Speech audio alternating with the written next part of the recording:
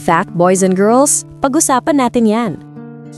Alam mo ba, may mga bagay na nangyayari sa utak mo habang natutulog ka na maaaring nakaka-curious, nakakagulat o nakaka-alarma.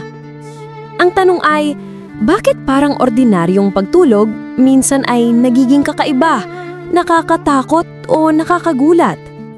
Sa video na ito, pag-uusapan natin ang top 7 strangest sleep phenomena base sa mga pag-aaral ng mga sleep experts.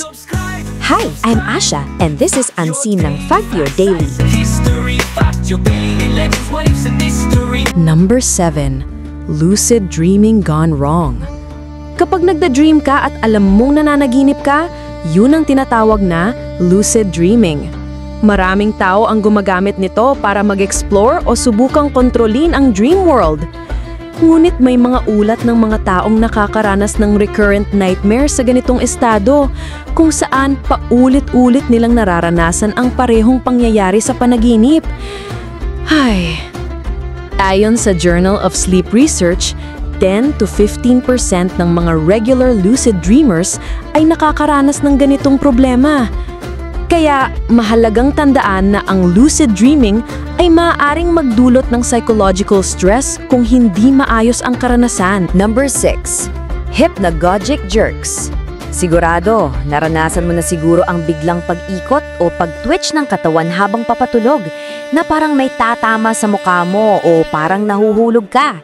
Ito ay tinatawag na hypnagogic jerks.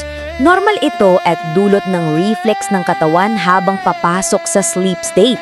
Sa ilang pagkakataon, maaaring may kasamang auditory o visual sensation tulad ng tunog o panandaliang ilaw, kaya nakakatakot sa ilan.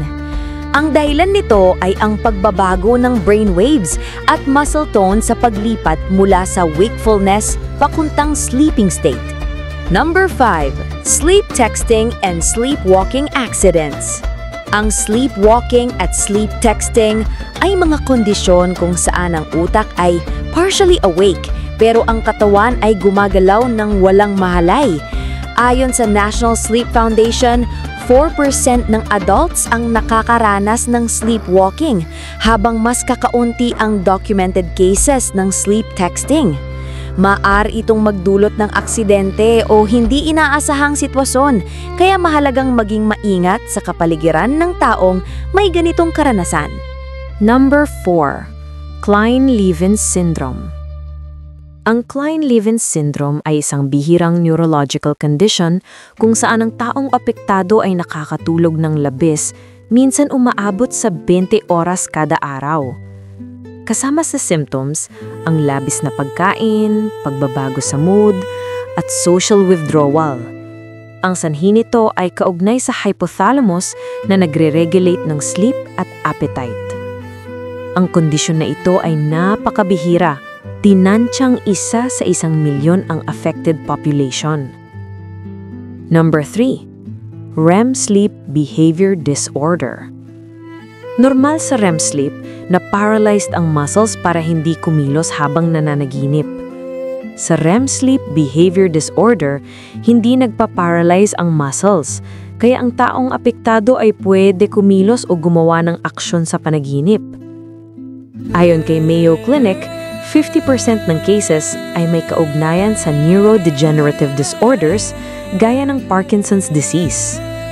Mahalaga itong bantayan dahil maaaring warning sign ito sa kalusugan ng nervous system.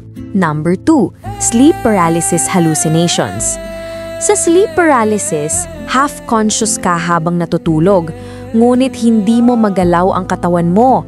Maaari itong samahan ng hallucinations.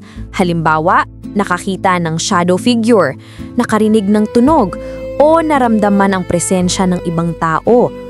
Ang sanhi nito ay mismatch sa REM atonia.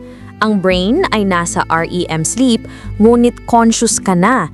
Normal ang phenomenon na ito at kadalasan hindi delikado sa katawan, bagamat nakakatakot talaga. Number 1. Exploding head syndrome. Sa exploding head syndrome, maririnig mo bigla ang malakas na tunog sa ulo habang papasok sa deep sleep, parang explosion o zap ng kuryente. Wala itong pisikal na pinsala sa katawan, Based sa studies, tinatayang 10 to 20% ng adults ay nakakaranas nito kahit minsan lang sa buhay. Ang sanhi ay sudden neural misfires sa brainstem habang nagtatransition sa sleep state. Honorable mentions: sleep eating disorder, pagkain habang natutulog dahil sa partial arousal ng brain. Somniphobia, matinding takot matulog dahil sa nakaraang sleep trauma. Ang mga fenomena na ito ay nagpapakita ng kompleksidad ng utak at katawan ng tao. Mahalaga na maging aware sa sarili at sensitibo sa iba. Hindi lahat ng kakaiba o nakakatakot ay delikado, ngunit may ilang kondisyon na nangangailangan ng medikal na payo. Ano sa palagay mo? Comment mo nga sa baba! When we choose to see the unseen, that's when real change begins. Ako po si Asha, hanggang sa muli. Sumubaybay at matuto. Fuck yo baby, yo!